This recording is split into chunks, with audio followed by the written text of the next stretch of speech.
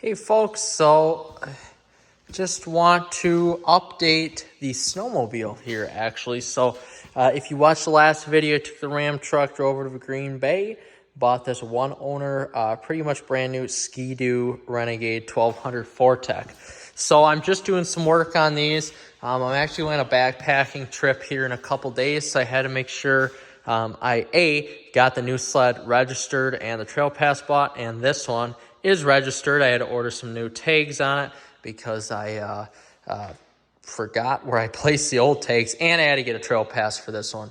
So just doing that and going on this backpacking trip. And I'm actually just updating the brake light here. I had some issues with that, and it turns out one of the filaments was broken on it. So I'm going to buy 2 new ones for that and then fix that for the 2012. So this is a 2017. This is a 2012. The 2012 Renegade is on the XP chassis. The 2017 Renegade is on the XS chassis. So I want to make this video discussing 2 things. A, the chassis, the XP and the XS, and B, the 600 HO Etec and the 1200 Etec. So, which is a 4-stroke motor. So I put 65 miles on this the night I got it a few nights ago, riding about 20 with 25 by myself and the rest of the 40 with the 2-up seat that came with this sled when I bought it with Alexa on the back, and it actually rode very well, but we won't be discussing that. I've ridden this sled a lot. I put about 4,000 miles on this sled. I bought it. It was a one-owner sled. I bought it with about 2,000. Same with that one. And I put about 4,000 miles on the sled so far. If you recall, I did have an 800 Etec I bought last year. I'm never going back to an 800, but I digress. So the 600 Etec compared to the 1200 Etec, both... The 1200 Etec, they're both around the same horsepower, first of all. I want to get that out of the way there. The 1200 Etec has about 135 horsepower. The 600 Etec has about 125, if I'm not mistaken. So you're both are going to have about the same horsepower. Before I got interrupted. So you're going to have about the same horsepower in each, the 600 and the 1200. One is a 4-stroke, one is your typical snowmobile 2-stroke engine. So get up and go is going to be about the same, although one thing I will say, you don't have the top end with the 1200. You have the top end with the 600. You're going to have a little bit better get up and go, and this is all feel. I've never raced these sleds, but this is all feel. The 1200 in the low RPM range, anywhere from 3,000 to 6,000, you're going to have really good torque there. I mean, this thing is a torque monster. This thing is also a torque monster, but the 600, it's a heavier sled, so it's more planted with that torque. You're not as prone to skidding out, I should say, than the 600 here. But this, on the low-end torque, definitely has a lot more get up and go to it, a lot more acceleration than the 600. Now, I say a lot more. To somebody who rides a lot, yes, it is noticeable. To somebody who doesn't ride a lot, no, you're not going to notice a difference by any means. But, yeah, so it's a horse apiece, though. If you're somebody who avidly snowmobiles and you love that 600, you love that 2-stroke, stick with the 600. If you're somebody who likes, you know, that extra weight, that extra torque, go with the 1200. It's totally okay.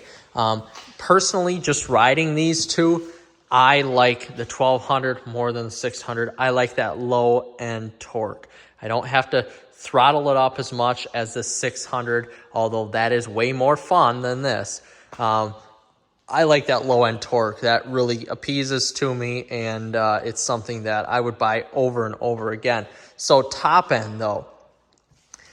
This does not have the top end that the 600 has. The top end, this will kick this 1200's ass once you get past that 60, 70 mile an hour range. That the 600 is going to excel past that. or 60 to 70 mile an hour range, I should say. So once you get past that top end RPM, the 600 is going to have the 1200 on that. So those are just two kind of different engine dynamics that I've noticed when driving. Next, I have to talk about the weight here, and that kind of moves me towards the chassis. So the XP chassis with the 600 in it weighs about 420, 450 pounds, something like that. The weight has gone up as the years have progressed. So the Rev XS gained some weight. The Gen 4 gained some weight. So I think in a Gen 4, the weight is up to 470, 480 in a 600 Etec. I can't remember. But this sled here, the 1200 4Tech dry, weighs about 520 pounds. So over the similar XS chassis, it's about a 60 to 70 pound weight gain, which that's a 10% gain, basically a little bit over on total weight. So one thing I have noticed here just with the short riding I did, this is a trail monster. This thing excels on the trails. It's so agile. The weight it's heavier. It's heavier over the front, so you don't notice that inside ski coming up when you turn corners. It's very flat. Everything about this set is flat from the acceleration to the cornering. The 600, you're going to notice when you turn, you're going to get that inside ski to kind of pop up a little bit once in a while. And I know these skis aren't the best to show that. If we had Pilot 5.7s on these exactly, you would still notice that.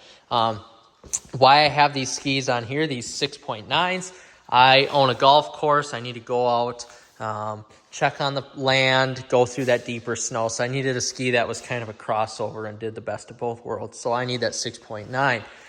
This, of course, is a trail sled, and this is a trail as well. But I kind of use this for utility to go along with it. So this is a flatter sled, and you can't have quite as much fun on this chassis as you can on the XP. The XP lets you really go after it and go after those trails and let that back end kind of come loose a little bit. The 1200 on the XS is a little bit more flat. Now, one thing I do have to say here, between the XP and the XS does ride a little bit better than the XP, although that could just be the total weight of the sled. So that I really can't tell you much about there. I do have to do a little bit of suspension work on here. This was set up for about 150-pound person, is what I weigh, actually is about that, and so is that sled. Although I want to get this this back part a little bit adjusted as well. So I do have to say this rides a little bit better, but that could be due to the extra weight. Overall fun. This is the more fun sled. I do have to say that. You can't beat a two-stroke for fun. This sled, in terms of reliability, and which I will be making reliability videos on it here coming up, and overall quality of ride and comfort of ride, this is the way to go with that extra weight and that upgraded XS chassis. But this XP chassis, this is a 2011 or 2012, excuse me. This is now 11 years old. You can't beat this chassis. This XP chassis revolutionized snowmobiles and to what the XS and the Gen 4 is today. So I am no snowmobile mechanic or expert by any means, but you know, I love that XP chassis. I can't say enough about it. I've owned 3 snowmobiles on this XP chassis, and I've loved every single one of them. And this is my first on the XS. So I have to say the XS continued to surprise me with its comfort, especially with that added weight to it compared to the XP chassis. So overall, I'm going to leave you with this. The XS is a newer chassis. The XP is the older chassis. Both chassis are excellent. There's no denying that by any means. Both are excellent.